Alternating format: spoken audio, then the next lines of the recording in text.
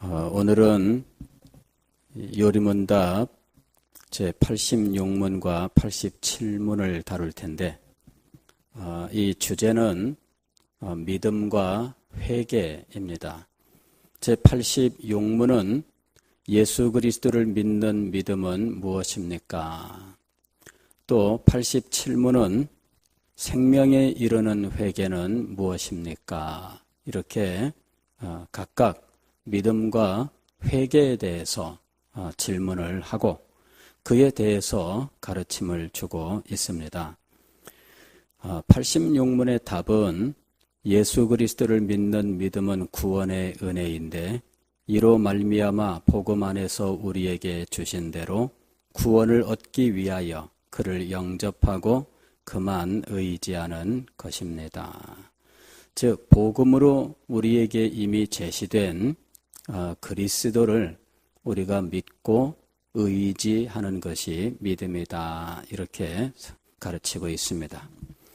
그리고 회개에 대해서 또 말씀을 하고 있는데 생명에 이르는 회개는 구원의 은혜인데 이로 말미암아 죄인이 자신의 죄를 진정으로 깨닫고 그리스도 안에 있는 하나님의 자비를 알고 자신의 죄를 슬퍼하고 미워하며 죄로부터 하나님께로 돌이켜 확실한 목적을 갖고 힘을 다하여 새롭게 순종하는 것입니다. 이렇게 가르치고 있습니다. 이 믿음과 회개에 대해서 우리들은 이 앞에서 이미 이 일들에 대해서 이 말씀을 드렸어야 되는데 이 소율의 문답은 사실은 우리에게 이 그 믿음 즉 복음을 받아들이는 이 일을 우리에게 설득하기 위해서 이제 두 가지 라인을 가지고 우리에게 설득을 하고 있습니다. 이제 1문부터 제 38문까지는 인간의 제일 되는 목적을 가지고 복음을 우리에게 설명을 하고 있어요. 인간의 제일 되는 목적은 무엇입니까? 인간의 제일 되는 목적은 하나님을 영화롭게 하며 그를 영원토록 즐거워하는 것입니다. 그러면 하나님을 영화롭게 하며 하나님을 즐거워하는 이 일, 이것은 어디에 이런 일들을 가르치고 있습니까? 성경에서 이 모든 하나님을 어떻게 영화롭게 할 것과 그를 즐거워할 것을 가르치고 있습니다. 성경으로 우리의 관심을 집중시킨 후에 성경에서 하나님에 대하여 또 그리스도에 대하여 성령에 대하여 어떻게 가르치고 있는지를 우리에게 말씀하고 있습니다. 하나님에 대해서 어떤 분이신지 또 그분이 어떤 사역을 하셨는지 말씀을 해요. 하나님은 그 존재와 지혜와 권능과 거룩하심과 또 인자하심과 진실하심과 선하심과 사랑하심이 무한하고 불변하십니다. 이런 하나님은 삼위일체 하나님이시고 이 하나님이 창조하시고 창조 세계를 다스리시는데 이 창조 세계에서 특별히 인간들을 창조하셨다. 그리고 인간에게 거룩한 사명을 주시고 그들과 언약을 맺으셨는데 그 언약을 인간이 범하여 파기시켜버리고 말았다 하는 거죠.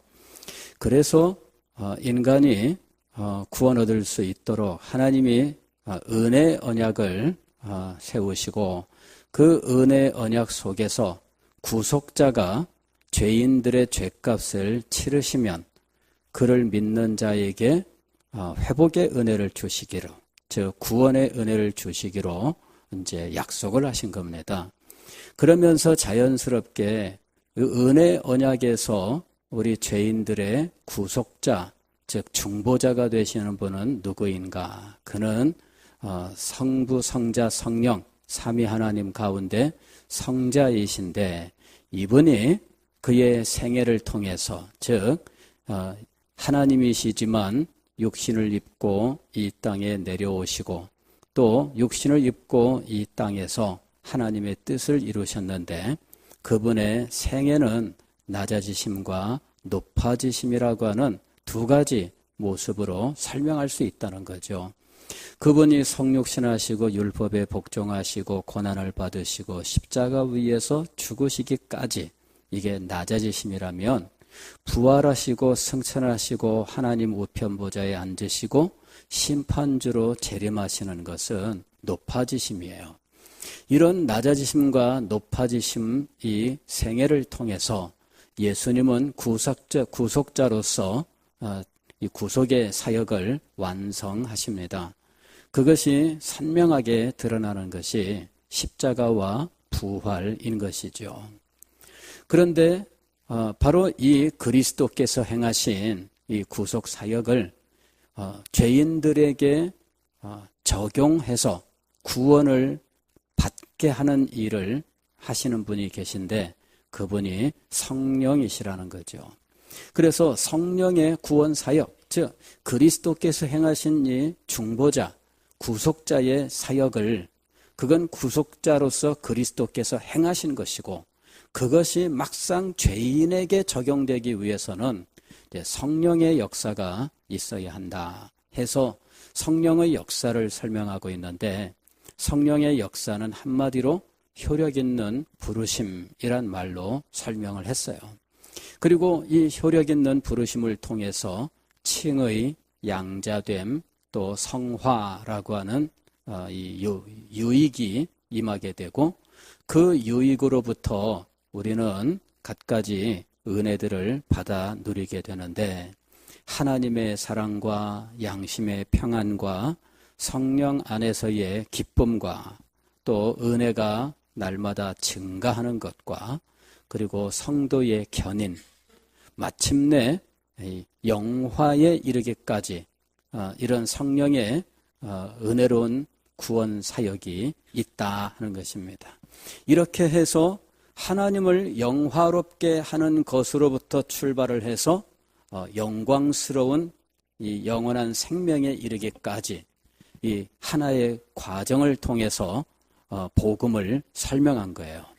이것이 제1문부터 38문까지 내용입니다. 이것이 하나의 라인이라면 이제 두 번째 라인이 시작하는데 두 번째 라인은 십계명으로부터 시작을 합니다. 이 십계명을 말씀하신 이유는 도덕법이라고 하는 것을 제시하기 위해서죠. 그래서 39문은 도덕법으로부터 시작을 해요. 이거는 일반적인 논증으로 시작을 하는 겁니다. 인간에게는 하나님께서 주신 도덕법이 있다는 거죠. 그래서 인간은 이 도덕법을 지켜야 한다. 그런데 인간에게 주신 도덕법은 어디에 담겨 있느냐? 십계명에 담겨 있다. 그러면서 십계명을 하나하나 이제 가르쳤어요. 10개의 계명을 가르친 다음에 이 모든 계명들을 인간이 다 지킬 수 있는가? 완전하게 지킬 수 있는가라고 묻습니다. 인간은 이것을 완전하게 지킬 수 없습니다. 완전하게 지킬 수 없다면 즉 이 법을 범하는 이런 죄를 범하게 된다는 얘기인데 죄를 범하게 되면은 하나님의 진노와 저주 아래에서 영원한 멸망밖에는 없습니다. 결국은 인간이 영원한 멸망에 이르는 죄인이라고 하는 사실을 도덕법을 가지고 논증을 한 거예요. 그러면서 이 죄인들이 구원을 받기 위하여 무엇이 필요한가 하는 것이죠. 오직 하나님의 은혜가 필요해요. 다시 말씀을 드리면은 하나님의 구원의 은혜, 멸망하는 죄인을 구원하시는 이 구원의 은혜가 필요하다 하는 것이죠. 그러면서 하나님께 주시는 구원의 은혜에 대해서 설명하고 이 구원의 은혜에 따라서 나오는 구원받은 하나님의 백성들 계속해서 은혜 가운데 살아가기 위하여 필요한 것들을 가르쳐주고 있는 거죠. 계속된 은혜의 삶을 위하여 우리에게 필요한 것들은 말씀과 성례와 기도예요. 그래서 요리문답은 이 구원의 은혜에 대해서, 즉 우리가 믿음으로 구원을 받되 회개함으로 새로워지고 지속적으로 은혜 가운데 살아가되 하나님께서 주시는 지속적인 은혜의 수단은 말씀과 성례와 기도다. 이러면서 기도를 가르치면서 주기도문을 가르치고 있는 거죠. 이렇게 해서 두 번째 라인이 끝나게 되어 있어요. 소요리 문답은 이렇게 크게 두 가지 라인으로 되어 있는 겁니다. 1문부터 38문까지는 인간에게 주신 인간의 목적을 가지고 구원의 복음을 설명을 했어요. 인간은 하나님을 영어롭게 해야 되는데 결국은 하나님을 영어롭게 하지 못하여 타락한 인생이 되었고 하나님은 그들을 구원하셔서 영화에 이르게 하셨다라고 하는 것이 1문부터 38문이라면은 39문부터는 도덕법을 제시하면서 이 도덕법을 인간이 완전하게 지킬 수 있는가 이렇게 얘기하는 거예요. 완전하게 지킬 수 없다. 즉 인간은 죄인이다. 이렇게 결론을 내리고 죄인에게 임한 진노와 저주를 벗어나기 위하여 하나님의 구원의 은혜를 얻어야 한다. 구원의 은혜를 얻은 자들은 지속적으로 은혜 가운데 살아가야 되는데 하나님께서는 은혜 가운데 살도록 은혜의 수단을 주셨다. 그러면서 이 은혜의 수단, 말씀, 또 성례, 기도에 대해서 가르쳐주고 있는 거예요. 그래서 이 두 가지 라인을 우리가 이해를 해야 됩니다. 그리고 이 두 가지 라인에서 각각 우리가 구원 얻는 이 구원의 어떤 이 과정들에 대해서 말씀을 하고 있는데 이 구원의 과정, 이 첫 번째 라인에서 제시한 것, 두 번째 라인에서 제시한 것을 모두 합쳐서 우리에게 일어나는 구원의 과정으로 이해를 해야 된다 하는 거예요. 그래서 이 38문까지에서 구원의 과정을 말씀할 때에는 효력 있는 부르심으로 설명을 했어요. 그러면서 칭의 양자됨, 성화, 그리고 영화까지 말씀을 했어요. 그런데 거기에서 믿음은 말씀하지 않고 회개도 말씀하지 않았거든요. 이 믿음과 회개에 대해서는 두 번째 라인에서 가르쳐주고 있는데 하나님의 구원의 은혜로 이것을 우리에게 제시하고 있는 거예요. 이 요리문답은 우리에게 구원의 복음을 설명하기 위해서 이렇게 두 가지의 과정을 통해서 우리에게 차근차근 논정하고 있었다 하는 것이죠. 우리가 오늘 보게 되는 이 구원의 은혜, 즉 믿음과 회개는 두 번째 라인, 도덕법과 도덕법의 요약인 십계명과 그리고 이 계명을 완전하게 지킬 수 없는 인간의 이 부족함과 그 부족함 속에서 범죄한 인간에게 진노와 저주, 그리고 진노와 저주 아래 있는 인간에게 임하는 하나님의 구원의 은혜, 이제 이 부분을 말씀하고 있는 것입니다. 예수 그리스도를 믿는 믿음은 무엇이냐? 예수 그리스도를 믿는 믿음은 구원의 은혜인데 이로 말미암아 복음 안에서 우리에게 주신 대로 구원을 얻기 위하여 그를 영접하고 그만 의지하는 것입니다. 제가 지난주에 우리 인간의 삶은 믿음으로 이루어져 있다 이렇게 말씀을 드렸습니다. 인간은 믿음이 없으면 한순간도 살아갈 수가 없어요. 믿음이 없는 사람은 불안과 공포 속에 살게 되어 있죠. 한 가지 예가 기우라고 하는 단어였습니다. 기나라 사람, 옛날 중국에 기나라라고 하는 나라가 있었는데 그 나라 사람이 늘 하늘이 무너질까 봐 걱정하며 살고 있었던 거죠. 그래 사람들한테 날마다 이 걱정을 얘기하면서 불안했더니 사람들이 볼 때 참 한심하게 짝이 없어요. 야, 하늘이 왜 무너져? 하늘은 안 무너져. 이러면서 설득을 하는데 그래도 이 사람은 늘 하늘이 무너질까 봐 어디서 조금만 소리가 나도 하늘이 무너진 줄 알고 막 도망가고 두려워 떨고 그러는 거죠. 그런 다른 사람들은 하늘이 안 무너져 이렇게 말해요. 근거가 뭘까요? 그냥 자기 믿음이에요. 하늘은 안 무너진다. 이 믿음을 가지고 있기 때문에 사는 거예요. 다리를 건너는데 다리가 무너질까요? 안 무너질까요? 어떤 사람은 다리가 무너질까 봐 덜덜덜덜 떨면서 못 건너는 사람도 있고요. 어떤 사람은 뭐 무너지긴 뭘 무너져 이러면서 막 가요. 자, 이럴 때 그 다리가 안 무너져 그리고 가는 사람은 믿음으로 가는 거예요. 안 무너진다라고 하는 믿음이죠. 우리가 이 세상을 살아갈 때 믿음이 없으면 살 수 없습니다. 땅이 꺼질까? 이것을 의심하는 사람은 한 발자국 떼는데도 이거 발 밟았다가 무너지면 어떡하지? 뭐 온갖 걱정과 염려예요. 여러분 배를 타면은 이 배가 이거 이 침몰하면 어떡하지? 세월호 꼴나면 어떡하지? 막 이런 그 두려움이 있으면 그 못 타요. 제가 이 한 가지 두려움이 있는데 그 뭐냐 그러면요. 목욕탕 가가지고 이 사우나 그 습식 사우나에 들어가게 되면 칙 하면서 그 전기 그 스팀 새 나오도록 만들어 놨잖아요. 그리고 칙 소리가 나는데 그 밀폐된 공간 안에 들어가 있으면 그 칙 소리가 날 때 불안해요.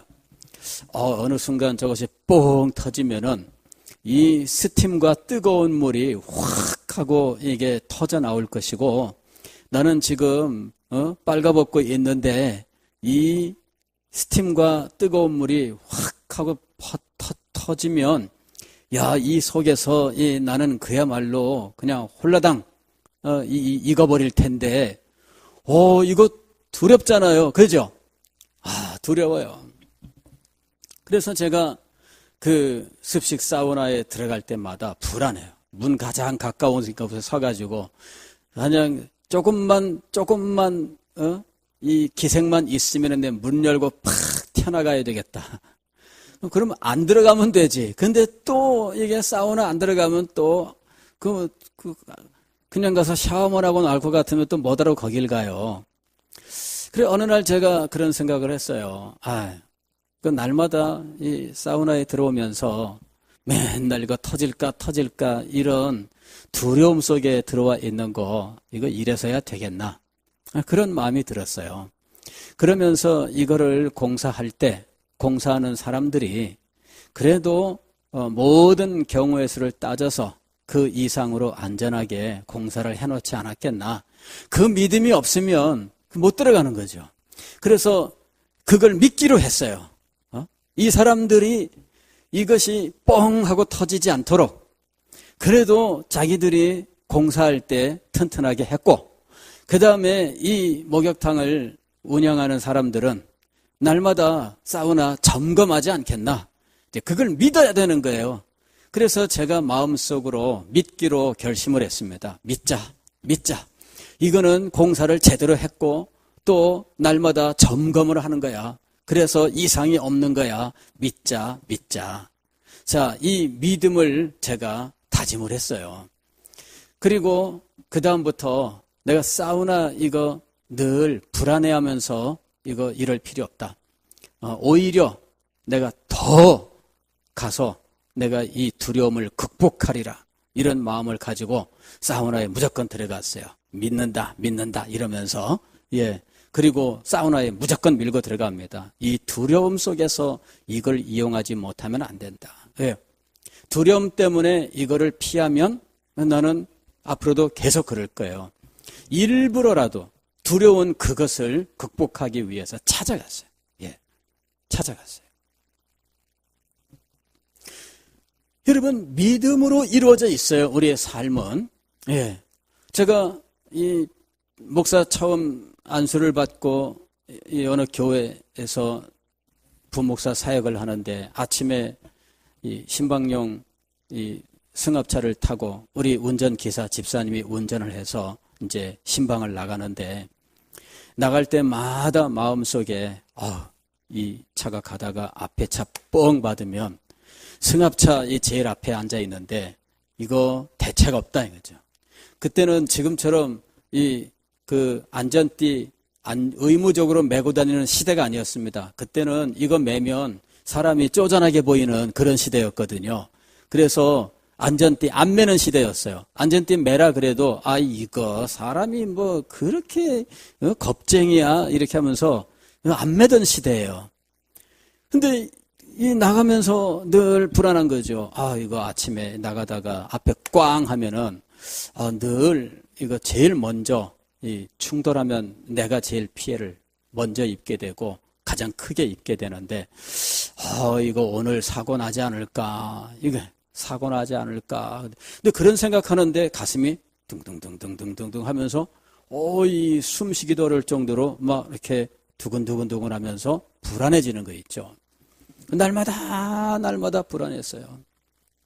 그래가지고 내가 이 날마다 신방 나갈 때마다 차 타고 나가면서 이래서야 되겠나. 그래 제가 이것을 이겨내기 위해서 생각을 했어요. 그래 뭐 내가 죽으면 우리 식구들은 하나님이 책임지시지. 뭐 내가 살아있다고 식구들 내가 다 책임질 수 있는 것도 아니고 어차피 사나 죽으나 하나님께서 붙들어 주시고 하나님께서 채워주시고 공급해 주셔야 되는 건 마찬가지인데 나는 뭐 죽으면 천국 가서 좋고 식구들은 하나님이 지켜주실 텐데 이게 뭐 그렇게 두려워하냐. 이제 이런 마음을 다 가졌어요. 그리고는 이 차에 앉아서 기도를 드렸죠. 주님, 제가 아침마다 나갈 때 이런 생각이 드는데 제가 죽으면 천국 갈 것이고 부모 삼 남아있는 식구들은 주님께서 지켜주실 줄 믿습니다. 아멘. 기도를 했어요. 신기하죠. 그 기도하고 난 다음부터 딱 사라진 거 있죠. 세상에 얼마나 마음이 평안하고 기쁜지. 여러분, 믿음이 없이 늘 의심하고 그러면 참 이 세상 살아가는 것이 너무 고달파요. 그런데 그런 믿음 말고 지금 여기서 말씀하는 것은 어떤 믿음이냐면 구원의 은혜로서 주시는 구원 얻는 믿음이에요. 구원 얻는 믿음. 이 구원 얻는 믿음은 우리에게 도대체 어떻게 주어지느냐 하는 것이죠. 그리고 그 믿음의 특징은 무엇이냐 하는 거예요. 일단 요리문답은 그냥 간단하게 우리에게 이렇게 얘기합니다. 복음이 우리에게 주어졌고 그 복음에서 이미 우리에게 예수 그리스도를 주셨다는 거예요. 복음 안에서 우리에게 예수 그리스도를 주셨는데 그 예수 그리스도를 우리가 영접하는 거예요. 마음에 받아들이고 그리고 그분만 의지하는 거예요. 그분만 의지하는 거. 이것이 믿음이다. 이렇게 간단하게 설명했습니다. 제가 이 믿음에 대해서 고민을 많이 했어요. 우리가 이 세상을 살아가는데 믿음이 없이는 못 산다고 말했는데 그 믿음과 또 우리가 이 세상에서 아는 지식이라고 하는 것은 그 지식에 대한 믿음으로 이루어져 있어요. 어떤 친구가 저한테 묻습니다. 야, 예수님이 이 세상에 진짜로 존재했었냐? 이렇게 묻더라고요. 그래서 예수님 이 세상에 진짜로 존재했었지. 그랬더니 봤냐? 그러는 거예요. 봤냐? 그러는 거예요. 누가 봤냐? 이건 누가 봤냐? 너 봤냐? 자기는 그게 예수님이 도대체 이 세상에 존재했던 분인지에 대해서도 의심이 간다는 거예요. 그래서 제가 그 친구한테 물어봤어요. 야, 너는 세종대왕이 이 세상에 존재했다고 믿니? 그랬더니 믿는데요. 야, 너 세종대왕 봤니? 그랬습니다. 그랬더니 이 친구가 야, 그거랑 다르지? 그러는 거예요. 그래서 다르긴 뭐가 다르냐? 너는 세종대왕이 이 세상에 존재했던 분이라고 믿는 이유가 뭐냐? 그랬더니 세종대왕에 대한 역사적인 자료들이 있다는 거죠. 그래서 그 역사적인 자료들을 믿어서 세종대왕이 이 세상에 존재했다는 것을 자기는 믿고 그 믿음 때문에 세종대왕이 이 세상에 존재했고 그분이 한국을 창제했다는 사실을 알게 된 거죠. 그러니까 이 믿음과 알미 거기에서 일치하고 있는데 믿기 때문에 알미 그걸 진실이라고 자기가 믿기 때문에 그것을 자기가 지식으로 말하는 거예요. 예수님에 대해서는 왜 네가 그렇게 믿을 수가 없냐? 예수님에 대해서 역사적으로 증거하는 자료들이 있고 예수님에 대해서 그 무엇보다도 자세하게 말씀하고 있는, 가르치고 있는 성경이 있는데 믿을 게 뭐 있냐 그랬더니 성경이 진짜 그런지를 믿을 수가 없다는 거예요. 성경 아니어도 예수님에 대한 역사적인 자료들이 얼마든지 있단 말이죠. 예수님께 대한 자료가 실제로 있습니다. 예, 이 빌라도가 당시 황제한테 예루살렘에 있었던 그 문제에 대해서, 즉 예수님에 대하여 있었던 그 문제들에 대해서 올렸던 보고서가 한 30년 전인가 발견이 됐어요. 그래가지고 빌라도의 보고서라고 해가지고 역사적 발굴 자료로 이제 공개가 되었는데, 거기 보게 되면은 우리가 복음서에서, 사복음서에서 이미 알고 있는 내용들을, 많은 내용들이 실려 있어요. 그리고 빌라도 자신이 예수님을 만났던 일과 예수님에 대하여 이런저런 이야기를 했었던 것들에 대하여 기록하고 있는데, 빌라도가 예수님을 그 법정에서 처음 만난 것이 아니고요. 그 이전에도 예수님을 만난 적이 있더라고요. 빌라도가 황제에게 예수님의 그 사건, 그 소요에 대해서 보고한 자료가 있어요. 직접 자료입니다, 이것은.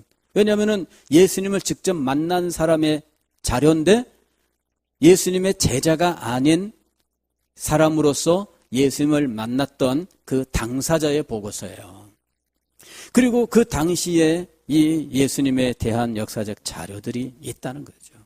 그러니까 예수님의 존재에 대해서는 의심할 바 없어요. 그렇게 예수님의 존재를 의심한다면 그 이전에 소크라테스는 어떻게 존재했다고 믿을 수 있으며 부처는 이 세상 사람이라고 어떻게 믿을 수가 있어요? 여러분, 그런 것들에 대해서는 의심할 수가 없어요. 분명한 사실입니다. 분명히 믿을 수가 있어요. 그러나 문제는 뭐냐면은 그러한 믿음이 구원 얻는 믿음이 될 수는 없다라고 하는 것이죠. 그리고 그것이 구원 얻는 믿음을 구성하고 있는 것이냐, 우리가 역사적인 사실을 내가 믿는다라고 말하는 그것과 예수님을 믿는다라고 하는 이 믿음과 차이가 뭐냐 이거죠. 그 차이를 우리가 분명히 알아야 돼요. 역사적인 사실을 믿는다라고 하는 것은 그냥 하나의 지식입니다. 아니면 그 지식을 자기의 업으로 하는 사람들이 있지요.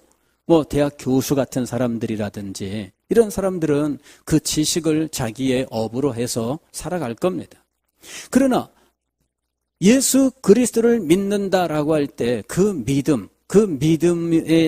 믿음의 전제 조건이 되는 그 지식, 이런 것들을 믿는 것과 역사적인 사실을 믿는 이 믿음과 차이는 뭐냐라고 하는 것이죠.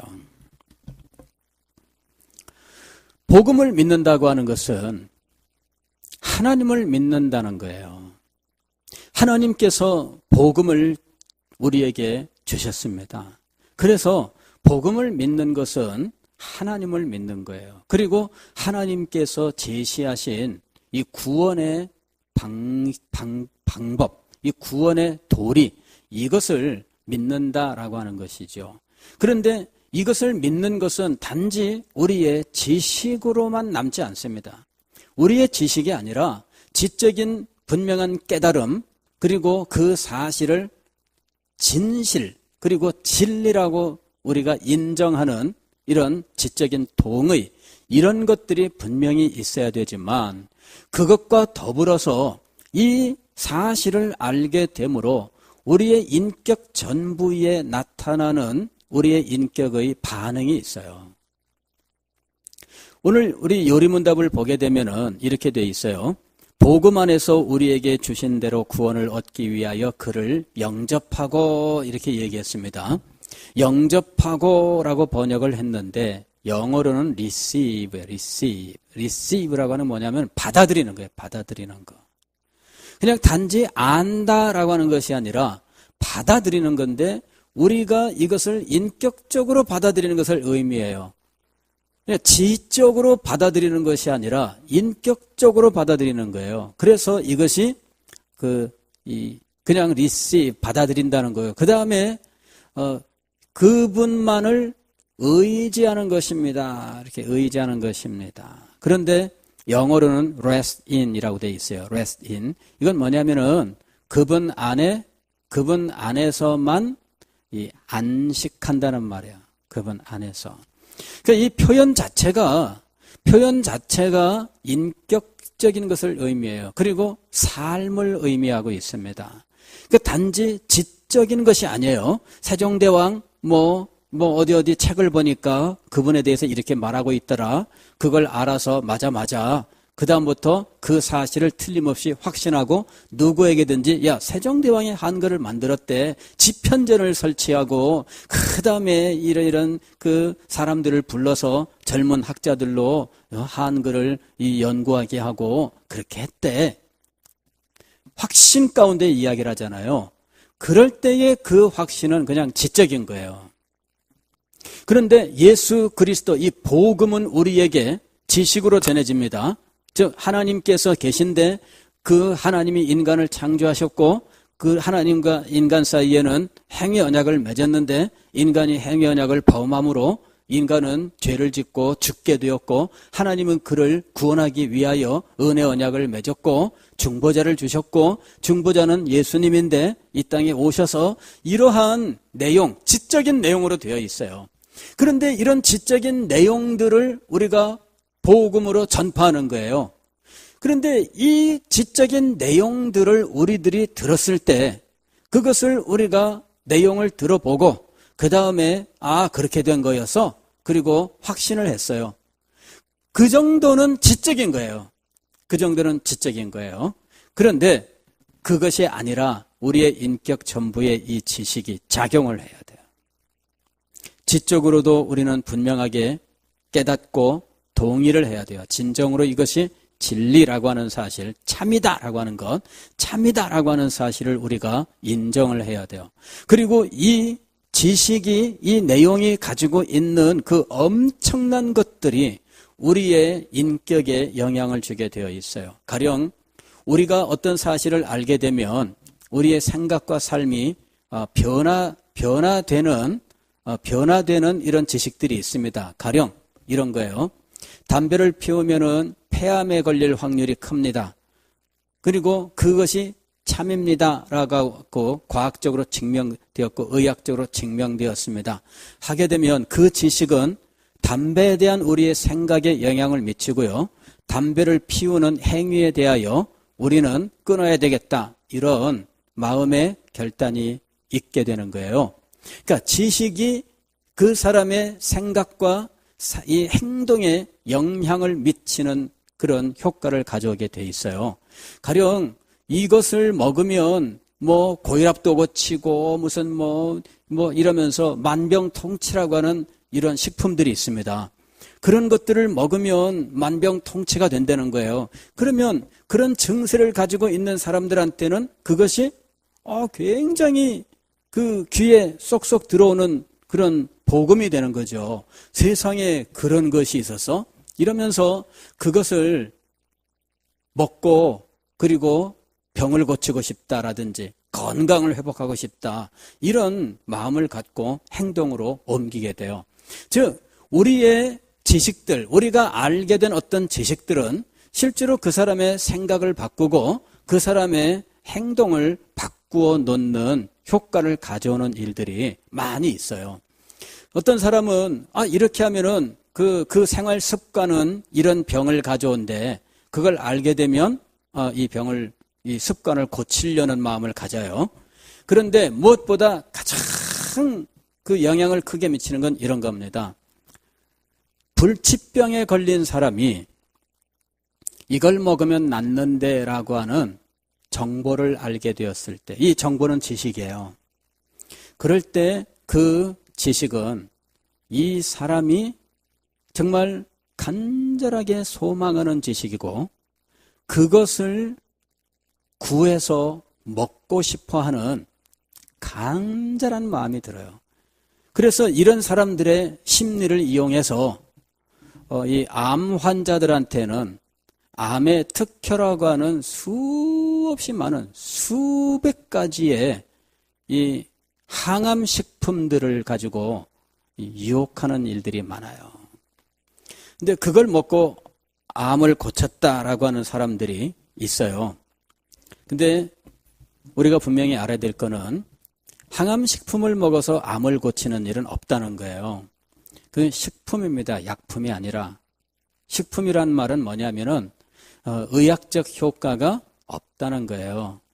그냥 10년, 20년 복용했을 때 그때에 효과가 있습니다. 이러는 것이 식품입니다. 근데 암 환자들 6개월 남았습니다. 이러는 암 환자가 20년 먹어서 고치는 그거 먹어서 낫겠어요? 근데 그걸 먹죠. 많이 먹습니다. 그런데 그걸 먹고 고쳤다는 사람들 중에 100이면 100 다 사실은 병원에서 수술한 사람들입니다. 예. 수술을 안 했는데 나았어요. 이런 사람들은요, 있을 순 있지만은, 그러나, 정말 100이면 100 수술한 사람들입니다. 항암 치료를 받은 사람들이에요. 그런 사람들이 건강 유지를 위해서, 면역력 증가, 그리고 재발 방지를 위해서 그런 것들을 먹는 거죠. 그러나 어쨌든, 그런 정보, 그걸 접하면 사람들이 어때요? 한 줄기 소망이 마음속에 일어나고 그것을 꼭 얻고 싶은 거예요. 이 환자들이요, 그것이 그 독약이라도 먹고 싶어 해요. 왜 최근에 그런 거 있었잖아요. 이 보고알 그 독이 있습니다. 그런데 이 보고알을 먹는 사람들이 있어요. 이 암을 고치기 위해서. 그리고 그걸 이 항암 치료제로 판매해서 이득을 취한 사람들이 바로 며칠 전에 구속이 됐습니다. 예. 굉장히 많이 팔았어요. 사람들은요, 독약이라도 먹고 싶어요. 그걸 먹고 나은 사람이 있다고 하면은 소망을 가져요. 여러분, 이 세상에는요, 이렇게 정확하지 않은 지식이라도 소망을 갖고 간절히 열망하고 그런 지식을 알게 되었을 때에 마치 한 줄기 구원의 빛이 비친 것처럼 그렇게 기뻐하는 일들이 있어요. 구원의 복음은 그것과는 비교할 수 없는 근본적인 생명의 지식으로 이루어져 있고요. 이 생명의 지식을 받은 사람이 진정으로 이 지식이 전해주고 있는 자신의 영적 상태에 대해서 깨닫게 되면, 그리고 자신의 이 영적인 절망 상태, 즉 하나님의 진노와 저주 아래 있는 이 절망적인 이 상태에서 하나님이 주신 구원의 길을 알게 되면 이것을 그야말로 며칠 굶은 사람이 허겁지겁 음식을 먹듯 이 복음을 받아들일 수밖에 없어요. 그리고 이 복음에 약속되어 있는 중보자, 우리의 구속주 예수 그리스도를 자신의 구주로 영접하게 되는 거예요. 그리고 그로 말미암아 그의 마음속에서 그의 전 인격적으로 그 일이 영향을 미치게 되어 있어요. 그 영향이 회개와 믿음이라고 하는 것으로 우리에게 나타나는 거예요. 복음을 들었을 때 복음에서 우리에게 우리의 영적 상황을 알려줍니다. 복음은 우리의 영적 상황을 알려주는데 우리가 죄인이라고 하는 사실, 그리고 죄의 삭선 사망이라고 하는 사실, 이것은 하나님의 진노와 저주 아래에 있는 정말 비참한 상태라고 하는 사실, 그리고 인간의 힘으로는 구원받을 수 없다는 이 절망의 상태, 그것을 복음이 우리에게 알려줘요. 복음이 아니고서는 이런 사실을 알 길이 없습니다. 물론 죽음의 순간에 절망하는 이런 일들이 있으나 그 의미를 복음에서 알려주지 않으면 알 길이 없습니다. 이 복음은 우리의 영적 상황을 적나라하게 알려줘요. 그리고 이런 복음이 알려준 이 영적 상황이 우리의 마음에 영향을 미치면 우리는 진정으로 이 자신의 이 절망적인 영적 상황에 대하여 반응을 보이는데, 자신의 절망적인 영적 상황에 대한 그의 반응이 바로 회개입니다. 이게 회개예요. 자신의 죄를 알고 자신이 죄 가운데 있음을 인정하고 그 죄를 미워하고 슬퍼하며 죄로 말미암아 절망 가운데 있음을 고통스러워하고, 그리고 이것이 하나님께 반역이요 하나님을 불쾌하게 한 것이라고 하는 사실이 그 무엇보다도 마음에 거리낌이 되고 이것이 너무나 아픔이 되는 이러한 상태가 되는 거예요. 어떤 지식은 우리의 인격 전부에 이런 반응을 불러일으킵니다. 이런 영적인 지식이 아닌 그냥 일반적인 어떤 지식도 사람에게 영향을 미치는데, 영적 지식이 우리에게 그런 반응을 일으키지 않는다는 것은 이상한 겁니다. 당연히 이런 반응을 불러일으키는 거예요. 다만 이 영적 지식은 인간의 자연적인 능력을 가지고는 깨달을 수가 없어서 성령께서 우리에게 역사하시는 거예요. 성령께서 우리에게 역사하셔서 이 영적 지식을 깨달아 알게 되는데, 그 영적 지식은 두 가지로 이루어져 있어요. 하나는 인간의 절망 상태요, 하나는 이를 구원하는 하나님의 은혜예요. 이 두 가지로 이루어져 있는 거예요, 영적 지식이. 그래서 이 영적 지식의 이 첫 번째, 인간의 영적 상태, 그 절망적인 영적 상태가 그의 가슴을 막막하게 만드는 거죠. 그래서 하나님 앞에서 회개하는 거예요. 자신의 죄를 회개하되 자신의 근본적인 존재까지 거슬러 올라가서 죄를 회개하고 자기의 가슴을 치면서 나는 정말 나쁜 놈입니다. 나는 정말 치사한 놈이고요. 자기한테 욕을 해요. 그러면서 회개를 하게 돼 있어요. 그 회개 속에서 깊은 절망을 경험하게 돼요.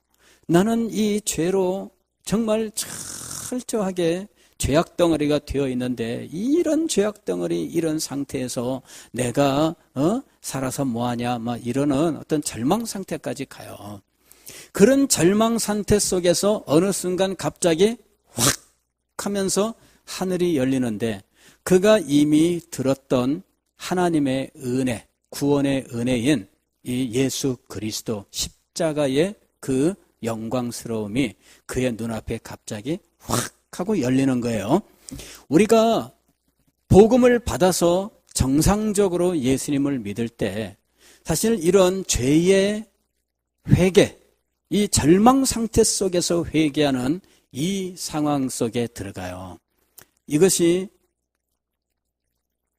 하나님의 구원의 은혜가 역사하고 있는 증거예요. 그리고 나서 그에게 구원의 십자가가 눈앞에 보이는 거예요. 그 회개 없이 십자가만 보고 기뻐하는 이런 일은 정상이 아닙니다. 왜냐하면은 자신의 절망적인 영적 상태를 알지도 못한 채 십자가를 기뻐하는 일은, 이거는 이상한 거예요, 순서적으로.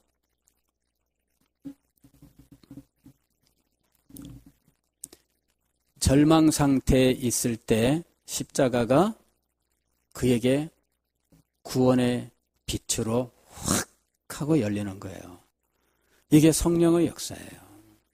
그럴 때 그는 복음에서 제시한 이 그리스도와 그분이 행하신 이 구원의 역사들이 자신의 절망 상태를 무너뜨리고 자기에게 진정한 구원이고 생명이라고 하는 사실이 마음속에 확 하고 밀려 들어오면서 주님 감사합니다, 이렇게 그 감사로서 하나님 앞에 부르짖게 되는 거예요.